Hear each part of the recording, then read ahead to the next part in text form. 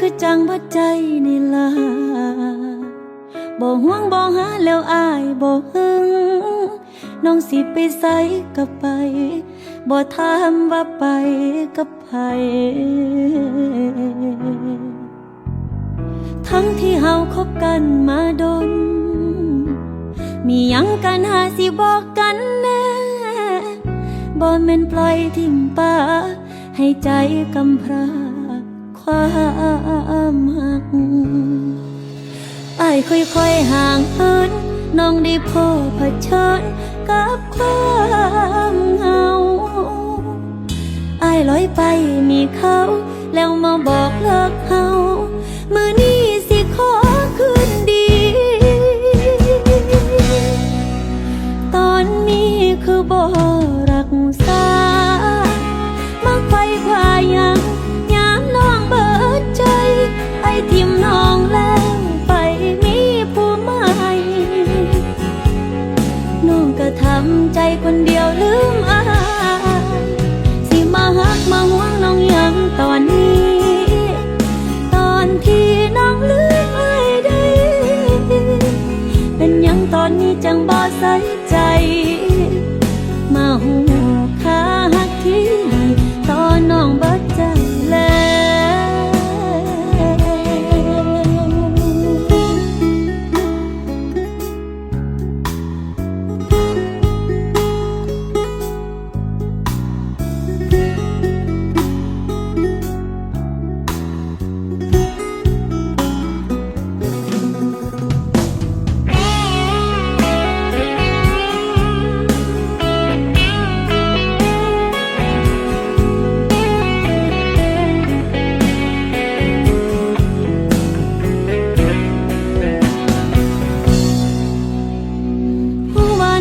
หักอ้ายหลายอ้ายก็ยังทำลายหัวใจที่น้องให้จนว่าเจ็บอ้ายค่อยๆห่างเหินน้องได้พบเผชิญกับความเหงาอ้ายลอยไปมีเขาแล้วมาบอกเลิกเฮามื้อนี้คืนดีตอนนี้คือบ่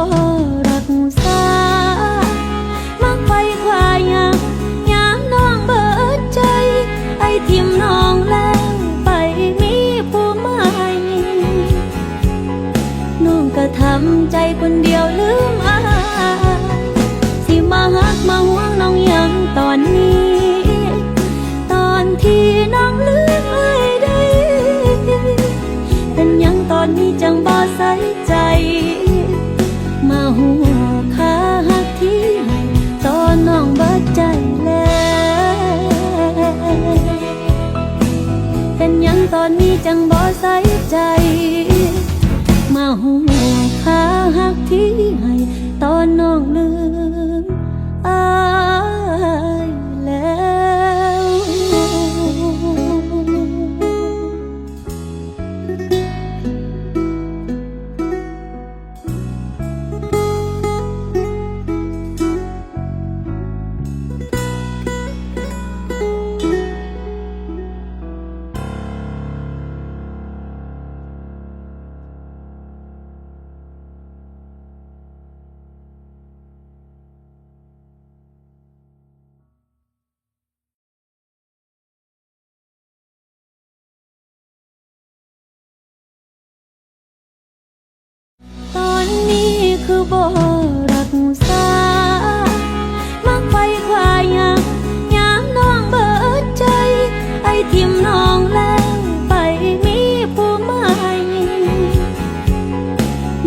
ทำใจคนเดียวลืม